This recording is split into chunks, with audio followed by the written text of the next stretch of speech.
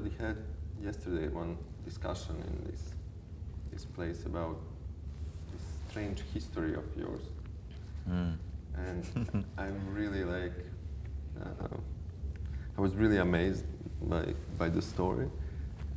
And so let's start from the beginning. You're a godfather of blog in Tehran, no? So I used to be. Yeah, you're supposed to be the Not in Tehran, I was for Iranians, but I was outside Iran. So Okay. that was even more ironic in a way. When you are famous somewhere, you don't live. Okay. Where did you live there? In Canada? In Toronto and then Europe.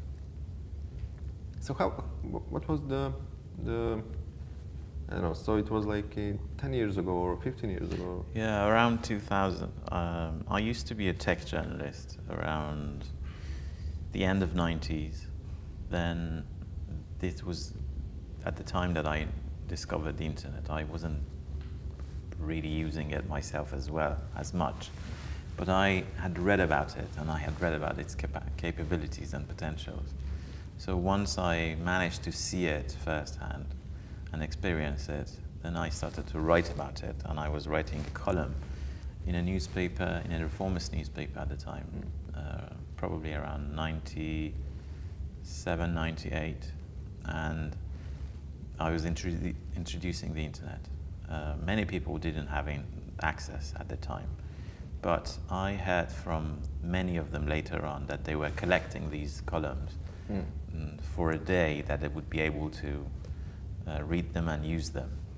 It was educational in a way.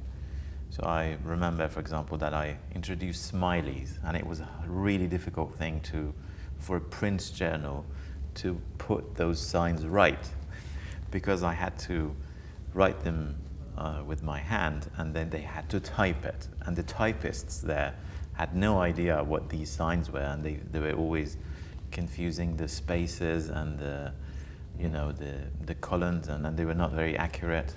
So it took such a long time until I figured out how to finalize that column. Then I moved to Toronto. I immigrated to Toronto to live there and study there.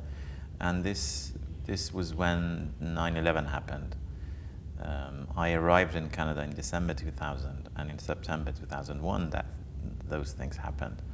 So because I knew that this was going to change the world, I wanted to see how the Americans are reacting to it, and the best way for it was to search online. So this is how I discovered blogs. I didn't know about them as much. Maybe I'd seen the name, but I didn't really get what they were. So I started reading some of the American blogs, and I found it fascinating, because I also wanted to continue writing for my Iranian audience, and it wasn't very easy from outside. So I quickly jumped on the idea, and I quickly made a blog for myself in Persian using Unicode, which is a fascinating thing, and without it, I think the internet has always been a very English-dominated space.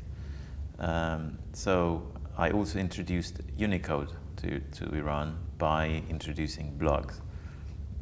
So I dedicated almost 6 months of my life to promote the idea of blogs, to help many authors and journalists to start their own blogs. And I also wrote a manual on how you can actually make a blog in Persian in Unicode on blogger.com, which was the best automatic service at the time before Google acquired it. And what was the reaction in Iran?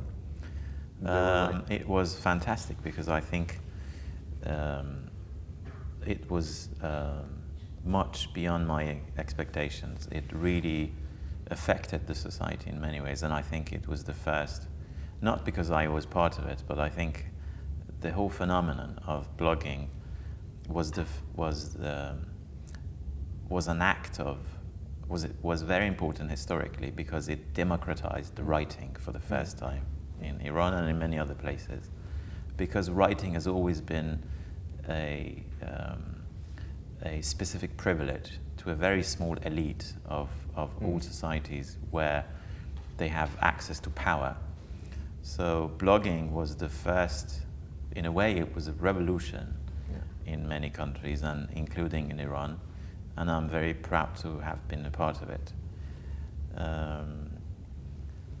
So that's like a pure example of like positive side of the internet and what it gives to us. For a change. And yeah, that's so 2000. Yeah. But then you experienced really in the hard way, again, the negative side of the story. Yeah. Okay, the story that you spent like 6 years in kind of because of the freedom of expression, because of your idea that you should be able to express yourself. How this transformation happened, from the nice story into drama? I think we should see the larger picture. The larger picture was when George W. Bush came to power in the US. They had a whole concrete strategy of changing the Middle East. And Iran was a big part of it. So once he came to office, they wanted to do regime change in Iran, in Iraq, in Syria, in Afghanistan, and any of these countries that were not American allies in a way. So the impact of this, and they even specified tens of millions of dollars, very bluntly, for regime change in Iran or in other countries maybe.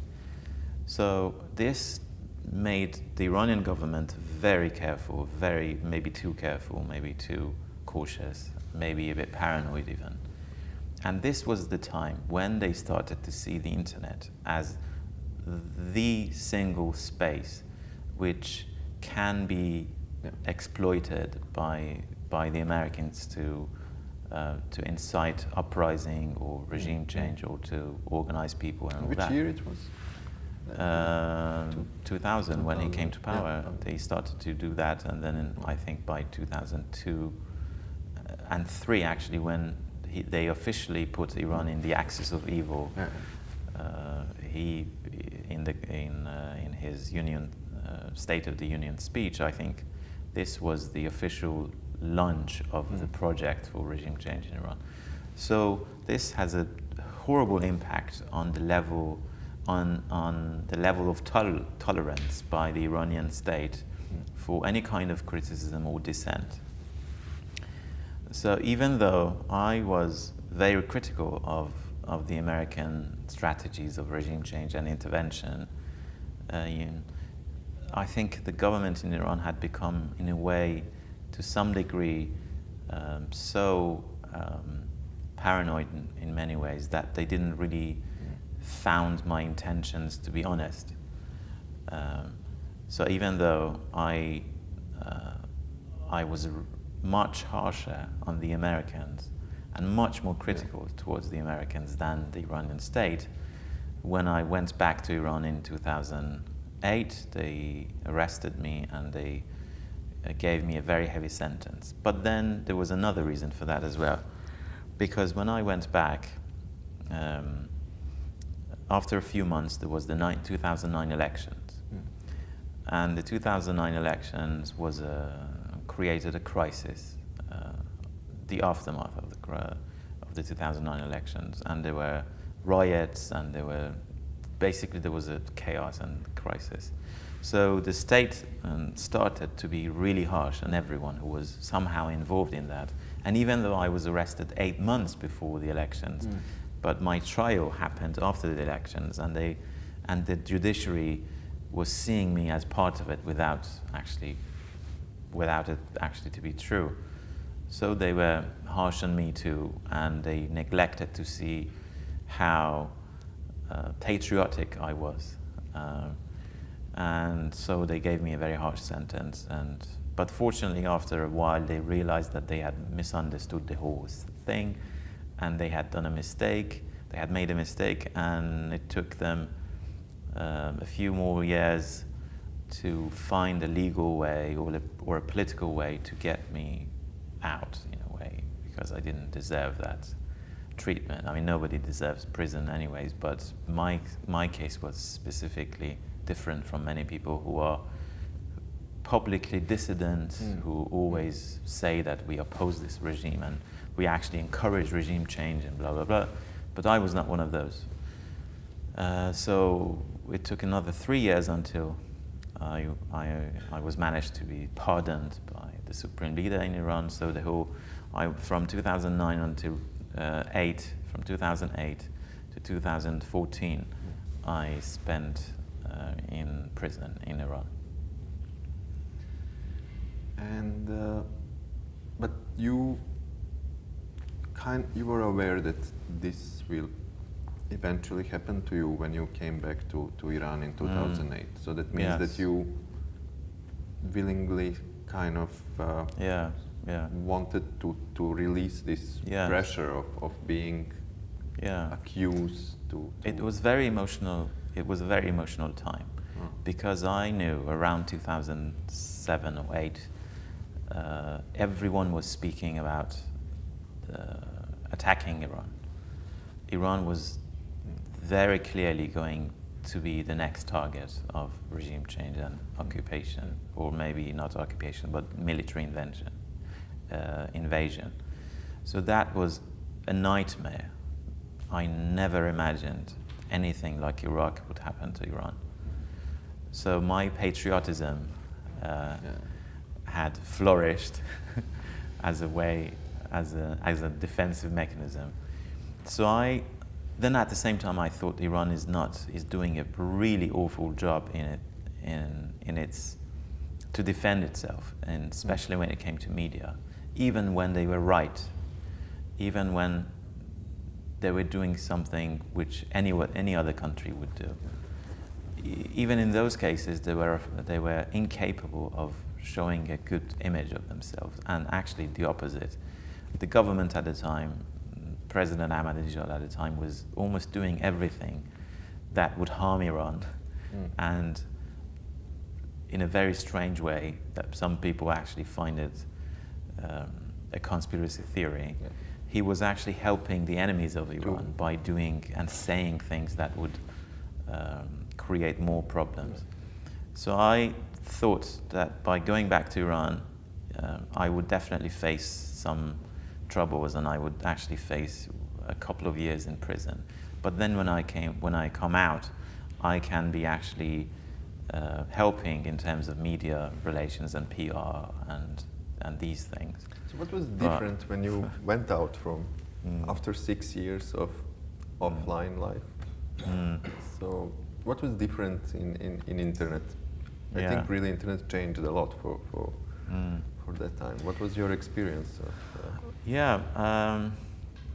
When I went back to Iran and faced prison, blogging was at the top of its success anywhere in the world, and fame.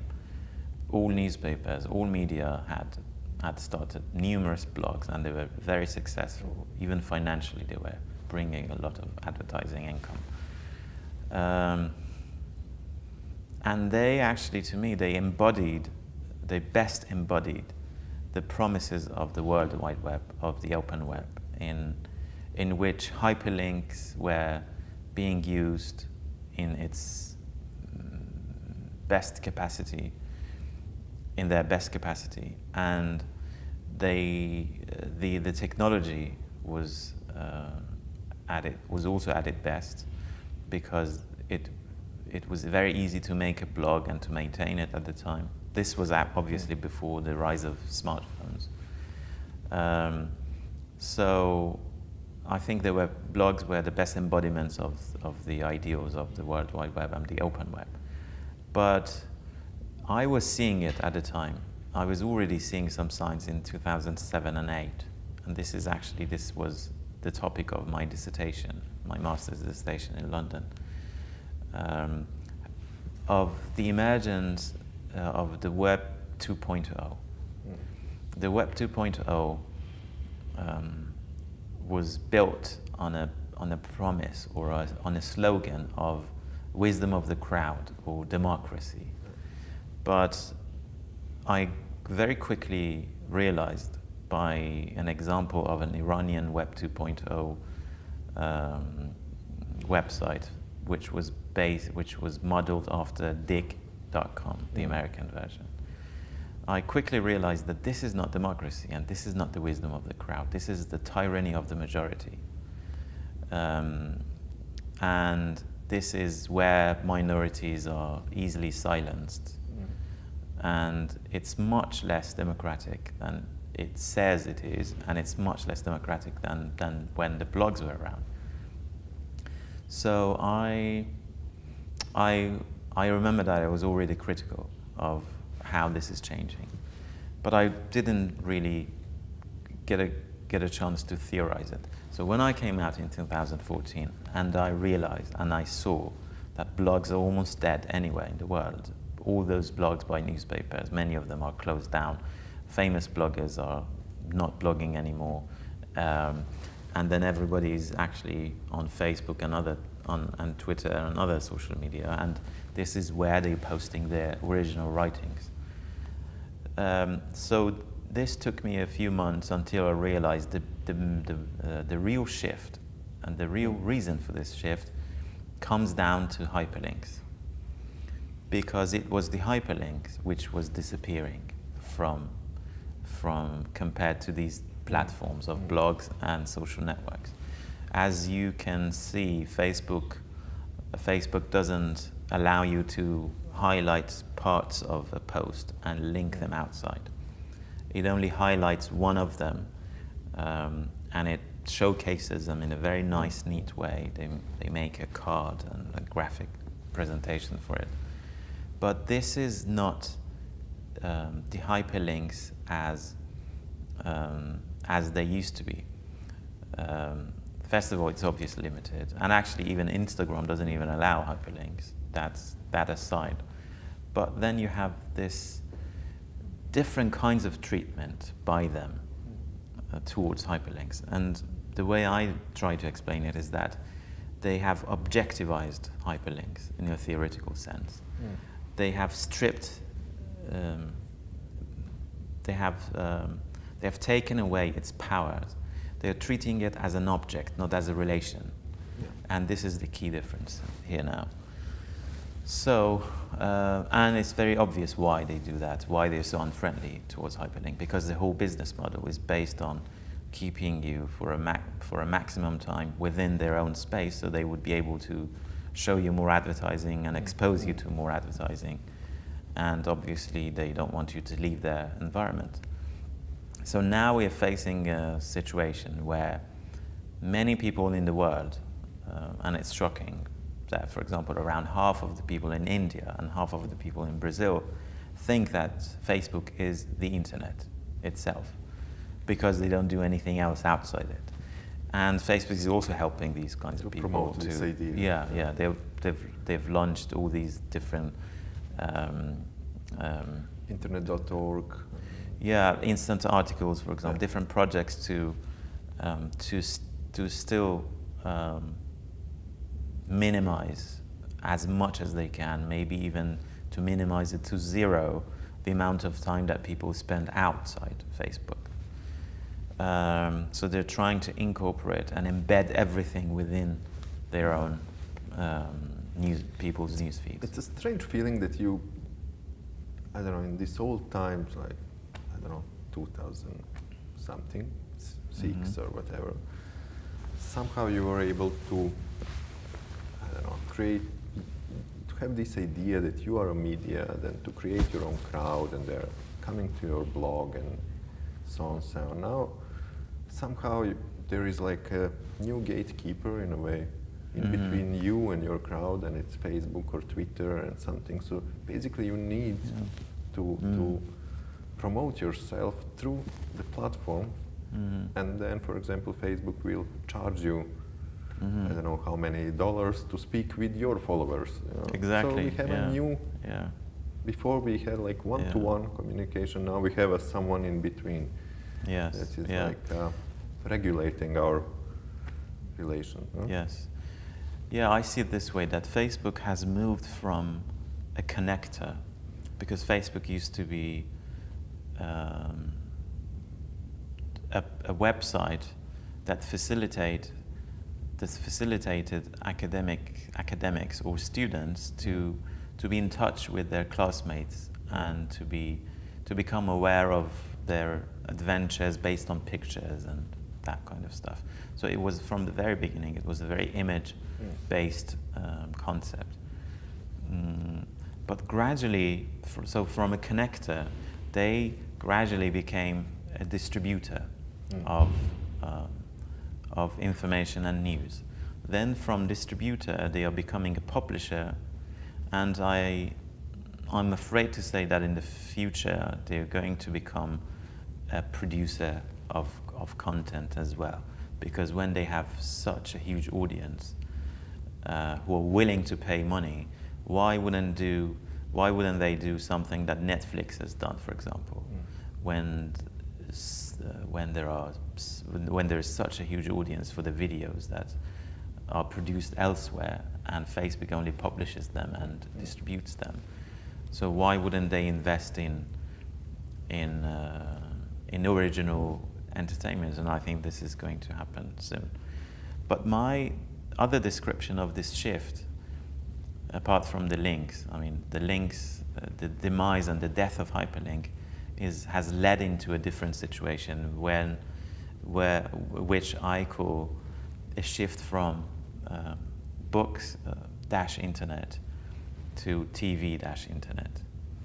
This is not the internet as we knew it. This is a very passive, centralized, linear, programmed and inward-looking and homogeneous space, which is more like television than anything else. And then at the same time, you also have lots of videos and images on it, and text is also disappearing from Facebook. So I will always say that Facebook is the future of television, sadly speaking, and then text is anything that is based on text. So, for example, Twitter is a text-based platform, and that's why it's going down. People are speculating for different reasons for Twitter's demise, but I think the very reason is that it was from the beginning, it was a very text-based but still platform. For example, we published one I guess some of our research, and the most usually people are hashtagging this with a long read. Yeah. In order to prepare other people that they will need to read something that will take more than 140 how many characters. Yes. It's kind of rape. And I'm invited, like, for example, tomorrow to have like 30-second presentation, you know. Yeah. Is it, like, I think the word is changing in recreating a kind of dynamic which existed during the medieval times, where you had a very small elite of religious and political figures who were able to read, who were literate, and then you had the rest of the society who were illiterate. So now we're facing a new kind of illiterate class who are not only capable because they have to work so much, because the life and work balance is completely changed now, given the economic crisis and the rise of, and the fall and the demise of welfare states. Everyone is working much, much more than before. But then at the same time, the failure of the public education systems, the under-budget public education system, and also the rise of a televised internet is actually causing the emergence of a new illiterate class, where they can only watch videos. They can't read almost anymore. They know the alphabet, they know the language, but they don't have the energy or the willing to read anything more than a few paragraphs. And this is going to cost world a lot, and I think this new society with this new illiterate class is only going to lead into more chaos in the world, more prejudice, and more populists, because television has always been the best medium for demagogues and populists. Yeah, this is why we have a TV series to yeah, exactly. be part of this. Yeah. Okay. So let's break the screen. There is also a big change now where everyone can become a medium themselves. Everyone is speaking whatever it's on their mind. But then because there are too many people who are speaking, you need some sort of filters, and these algorithms are supposed to do this. But I think they work in a way that they are actually silencing minority views. And when you're not heard anymore, it doesn't really matter if you're free to speak or if you have free speech or not, because you're not even heard by the people who are actually following you, because you have to pay Facebook to be able to reach your own followers. I also want to add something else about algorithms. Everyone is now criticizing algorithms, and everyone is very angry about how they are affecting negatively the freedom of speech. And also I think they are helping the radical religious and nationalist groups as well. But not because they are enabling people to post radical content. This is not the first reason. I mean, obviously this is part of it, part of the problem. But you can easily track them down and delete those posts or remove these users. But what is the core of the problem with the dominant algorithms now is that these algorithms are based on certain. The problem now is that these algorithms are based on certain social values, and I've written about this in a long essay that the social values behind the dominant algorithms now, especially on Facebook, is one that they prioritize anything that is new. So nowness or newness or novelty, this is the first value that everything is based on. The way they decide to choose this post and not the other post is because of that. And then popularity, which is driven by this popularity contest as liking and sharing. But you could easily imagine, and this is what the consequence for this is quite dark, because this means that if you have a minority opinion, you wouldn't be heard because you wouldn't gain enough likes and shares. Or it also means that if you post something, for example, from the archives or from the old times, this is not going to be properly seen by people. And this is actually creating, because they also show you what you've already liked, and your habits play a big role in what you see in your news feeds. Facebook and other similar social networks are creating a comfort cocoon. I like them. I like to say that everyone feels comfortable with their own cocoon, and they're not exposed to anyone else's opinions. They are not challenged by anyone, and everyone thinks that everyone else is like them.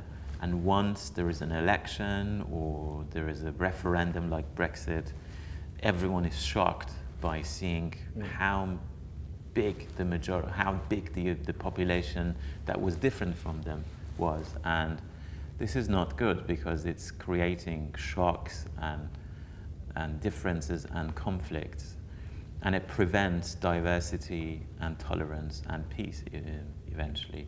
So it's basically radicalizing everyone in the way they are actually thinking already, and that includes religious nationalist radical groups like ISIS or racist groups in Europe that are rising as well too.